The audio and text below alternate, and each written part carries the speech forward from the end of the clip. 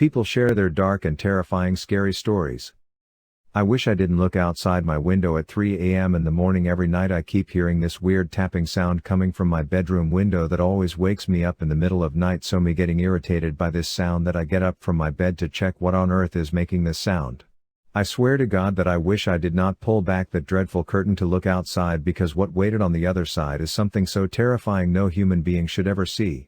Once I pulled back that curtain was a little girl looking into my window, but this wasn't your happy cheerful girl. No, this was literally pure evil. It was dark outside but was light enough that I was able to see some of her features. Her face was covered by her black hair, so it was impossible to see her facial features. Her skin looked pale as if has been dead for a while, and her clothes were white as if she was wearing a wedding dress, or nightgown.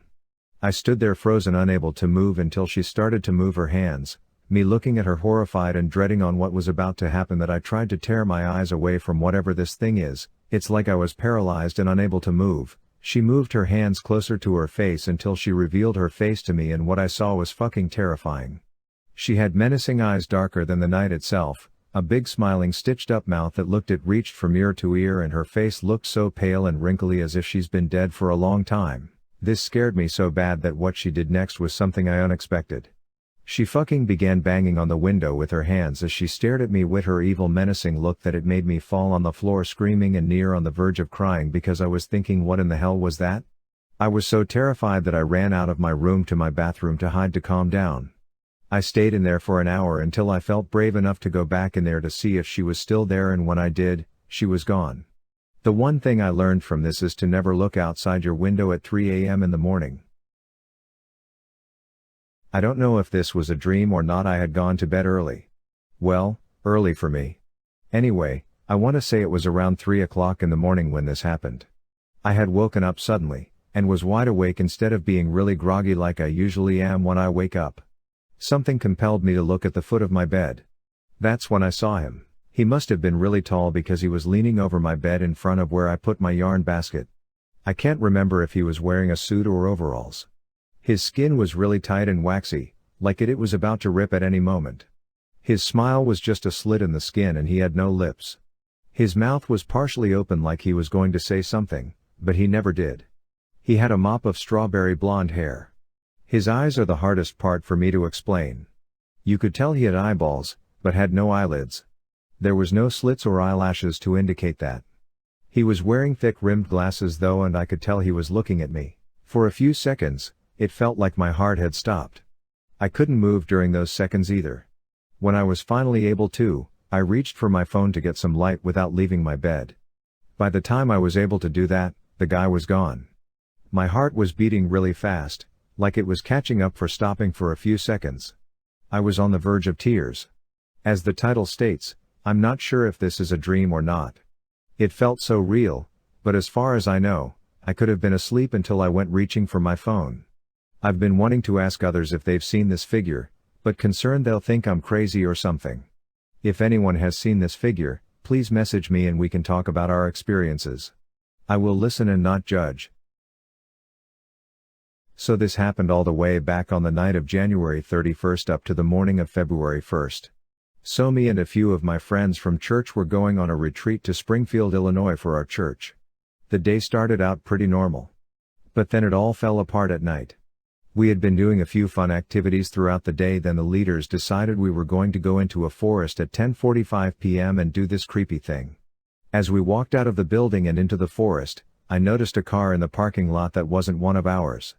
I decided it was no big deal. Spoiler alert, it was.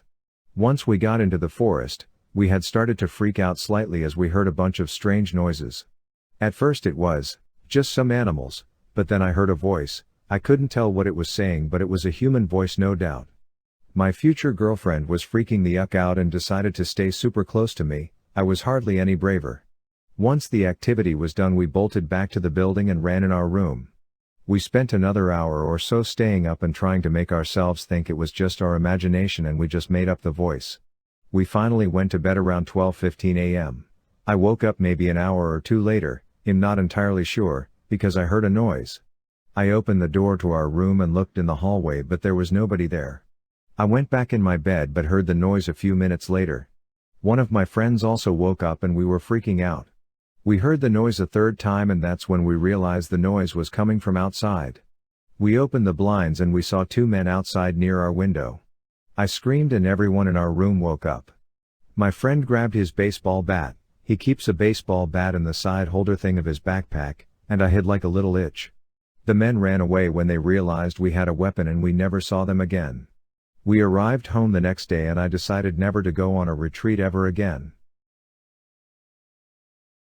My bad dream came true when I was 11 years old. My family and I lived in an apartment complex called Playa Vista in National City, California. Before I start, I think I should set the stage by describing the layout of the apartment complex.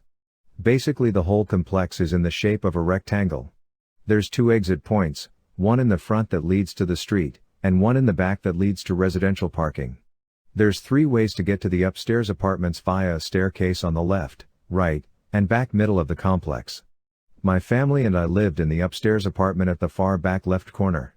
I should also mention that in the middle of the complex there is a big patch of grass with lots of flowers, bushes, and trees surrounding it. The plants were a lot more overgrown back in 2009, so it made going out at night a little freaky. I'll post a comment under this one with a link to the apartments on Google Maps if you'd like to check it out for yourself. And now the story. One day I woke up from a very strange dream. All I could remember was walking up the stairs and up to our apartment door. As I was opening it, I could hear crying, and voices cracking with pain. As I stepped in, I realized my mom, dad, 2 brothers, and my Aunt Gabby were all in the living room crying their eyes out. I wanted to ask what was wrong, but I started panicking, and then I woke up. I was still panicked, confused as to why everyone was crying.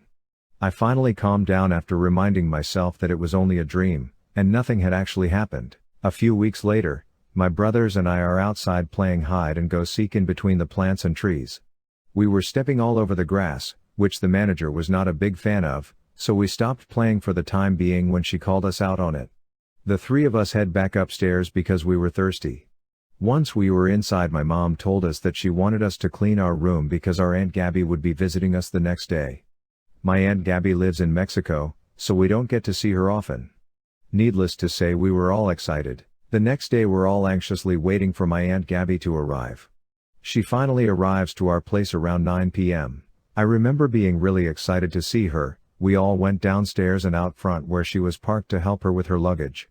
Once we were all back inside, we sat and talked in the living room for about an hour before my aunt said she had a surprise for us. She gave me the keys to her car and told me to bring up the 2 black trash bags in her trunk.